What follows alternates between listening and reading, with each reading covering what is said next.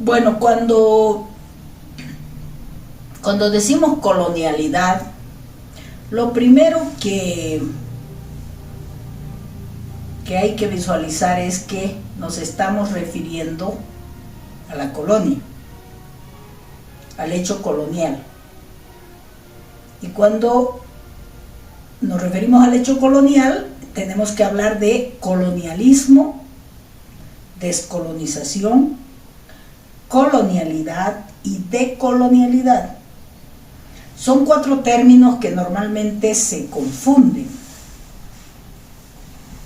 o se utilizan indistintamente. Hasta en algún caso he visto el uso como si fuesen sinónimos. Pero no, hay diferencias fundamentales. Cuando decimos colonia, colonialismo, nos estamos refiriendo a las avanzadas, a los procesos político-militares de conquista que se han desplegado para garantizar la explotación de países de centro respecto de sus periferias conquistadas. Cuando decimos descolonización, nos estamos refiriendo a las luchas contra ese colonialismo. En estricto sentido, entonces, ya no hay descolonización, porque la colonia hubiese acabado con las luchas de independencia en América Latina en el siglo XVIII y en Asia, África en el siglo XX. Entonces, ¿de qué estamos hablando cuando decimos colonialidad, descolonización, despatriarcalización, en fin? En el caso boliviano, estamos hablando de un proyecto político ideológico que concibe o considera que en Bolivia no ha habido descolonización, vale decir, las guerras de independencia fueron un continuismo colonial y por lo tanto no ha habido descolonización porque no se consideró al sujeto histórico llamado indio. Entonces, lo que busca este proyecto político-histórico es precisamente incorporar a este sujeto histórico a la vida, al quehacer nacional. Y en ese sentido se dice que estamos en un proceso descolonizador. Sin embargo, a mí me gusta mucho más hablar de colonialidad y decolonialidad. Colonialidad y decolonialidad. Estos términos pertenecen a una corriente teórica que se llama corriente del pensamiento decolonial. Es una corriente que bebe desde los años 20 con pensadores como Amcc, como Frank Fanon, como Falk Borda, y que reconoce también haber abrevado de corrientes teóricas como el pensamiento de Paulo Freire, como la teología de la liberación, como el pensamiento de la CEPAL, como las teorías críticas latinoamericanas, en fin. Esa es la genealogía de donde abreva esto que se denomina la comunidad del pensamiento decolonial y que tiene su eje y su centro de desarrollo en un programa de la Universidad de Binghamton a la cabeza del profesor Immanuel Wallenstein. Este grupo viene articulando este pensamiento desde los años 60 más o menos. ¿Quiénes están en esa comunidad de pensamiento decolonial? Pues está Quijano, Miñolo, Castro Gómez, Grofogel, Catherine Walsh, María Lugones, en fin. Ellos son los que han desarrollado la categoría de colonialidad y decolonialidad, que son dos categorías interesantes. ¿Y qué entienden ellos por colonialidad? ¿Y qué sería entonces la decolonialidad? Cuando dicen colonialidad se refieren a un patrón de poder. ¿Qué es un patrón de poder? Es un modelo. Un patrón es un modelo. Es algo que se repite de la misma forma.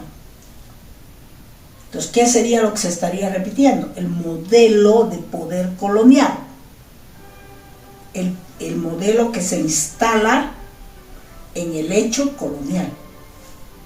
Entonces, ese modelo se ha quedado en la mente del sujeto colonial. Es decir, se es un sujeto colonial porque reproduces ese modelo. Entonces, cuando decimos colonialidad, estamos refiriendo a ese patrón de poder que naturaliza las jerarquías. Es decir, ese patrón de poder nos hace concebir que las jerarquías sociales, culturales, económicas, epistemológicas son naturales. Ejemplo, que los ricos sean los que manden y los pobres sean los que obedezcan, de acuerdo a ese patrón, es algo natural. ¿Sí? Eso es colonialidad, esa manera de operatoria. El patrón de poder del capitalismo eurocentrado es un patrón que jerarquiza, que clasifica, que divide a las gentes en razón de raza. ¿Quién es el autor de este concepto? Aníbal Quijano. Para Aníbal Quijano, entonces, la colonialidad del poder va a ser este patrón de poder que jerarquiza, divide, clasifica a las gentes en razón de raza. La raza es el dispositivo que permite esa jerarquización. ¿Y cómo es esa jerarquización? Es una jerarquización dicotómica, jerárquica y valorativa. ¿Qué significa eso? Que en razón de raza se divide en blanco y de color. Dicotómico, blancos y de color, o racializados. 2. Jerárquico. El blanco es superior y los de color son inferior. Valorativo, lo superior vale más que lo inferior. Eso quiere decir. Es decir, que la colonialidad del poder, al clasificar de esa manera a las gentes, también instala una manera categorial de pensamiento que es dicotómica, jerárquica y valorativa. Es una manera de cómo se mira el mundo.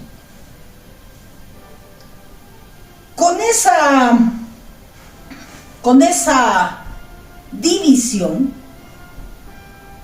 ¿qué es lo que se busca? Lo que se busca es el control. ¿El control de qué? El control de 4 grandes ámbitos de la existencia humana. ¿Y qué es lo que se busca controlar en esos ámbitos de la existencia humana? Se busca controlar recursos y productos. Recursos y productos del primer ámbito de la existencia humana, que es el sexo. Recursos y productos del sexo. Recursos y productos del trabajo, que es el segundo ámbito. Recursos y productos de la autoridad, que es el tercer ámbito. Y recursos y productos de la subjetividad e intersubjetividad, que es el cuarto ámbito. ¿Qué son los recursos y productos del sexo? ¿Y por qué se pretende controlar eso? Los recursos del sexo es todo lo que tiene que ver con las relaciones íntimas y profundas del ser humano, con la parte emocional, emotiva, afectiva. Esos recursos afectivos que involucran lo que uno es, que involucran sus sentires, sus saberes, sus deseos, sus placeres, sus pasiones, sus pulsiones, tienen como producto la guagua. Entonces, tienen como producto la vida de otro ser humano. Entonces, lo que se busca controlar por este patrón llamado colonialidad del poder es, en primer lugar, la vida. La vida desde que nace. Sobre todo se la controla desde que nace hasta los 5 años.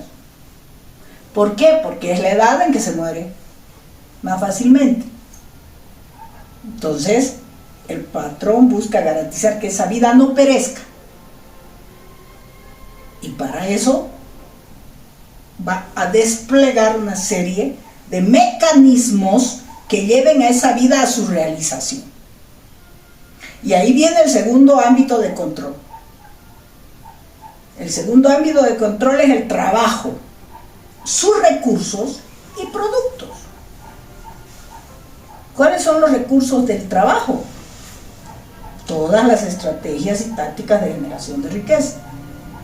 ¿Y cuál es el producto? La riqueza de las naciones. Entre los recursos más importantes del trabajo está la fuerza de trabajo. ¿La fuerza de trabajo de quién? De esa vida que venía antes.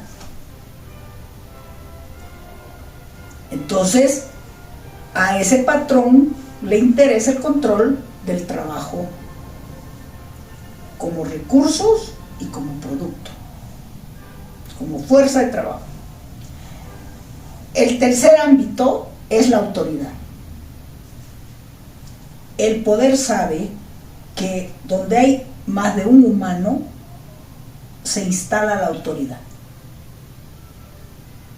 Y por lo tanto, es importante controlar esos niveles de reconocimiento de la autoridad.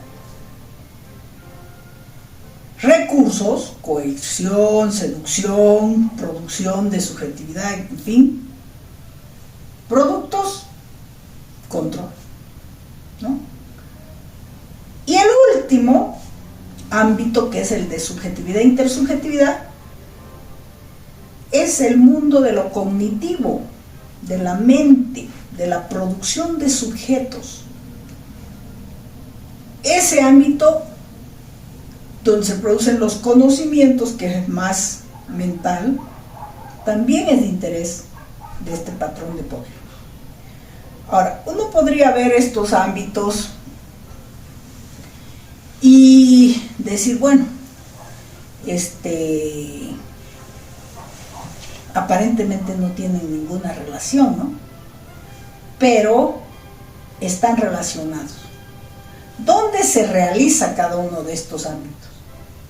En el caso del sexo, en una institución llamada familia. En el caso del trabajo, en una institución llamada taller, fábrica, en fin. La autoridad, en una institución llamada oficina, ¿no? Estado. Y donde se realiza la subjetividad e intersubjetividad en instituciones como la escuela, el colegio militar, la iglesia, en fin, la universidad. ¿Y qué tienen de particular todas esas?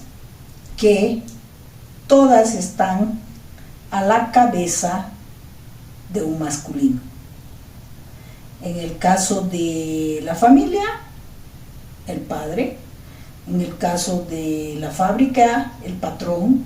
En el caso de la oficina o la institución, el jefecito. En el caso de la escuela, el maestro. En el caso de la iglesia, el cura. En el caso de la institución militar, el comandante o el general, y así sucesivamente. Es decir, todos estos ámbitos de la vida, de la existencia humana, están controlados por un poder masculino. El ejercicio de ese poder masculino es profundamente colonial y lo podemos ver ligado a otro dispositivo que se monta en la colonialidad, que es el dispositivo patriarcal. Por eso es que decimos colonialidad del poder y colonialidad de género patriarcal, ¿no? Moderna patriarcal. ¿Por qué moderno? Porque es un patrón moderno, que pertenece a la modernidad, eso significa, ¿no? Entonces, cuando decimos colonialidad del poder, nos estamos refiriendo a este patrón de poder. Por lo tanto, cuando decimos decolonialidad, estamos haciendo alusión a la superación de este patrón, al desafío de trascender más allá de este patrón colonial, a la desestructuración de este patrón, a la pulverización de sus lógicas de opresión, explotación, dominación de los cuerpos, clasificados en razón de raza. Es la raza la que clasifica. La raza blanca es la superior, los demás racializados son inferiores. Sobre ese patrón de poder colonial se va a montar otro que María Lugones llama colonialidad del género. Es decir, no solamente entonces se clasificará a las gentes por su raza, sino por su género. Entonces, fíjense, no solamente los inferiores serán los indios, los negros, los asiáticos, en fin, sino que además tendrán un género, serán indias, asiáticas, negras, etc. Lesbianas, gays, trans, ahí podemos poner todo el resto, ¿no es cierto? Entonces, para cerrar esta parte, cuando hablamos de colonialidad, importante distinguir colonialismo, descolonización, colonialidad, decolonialidad.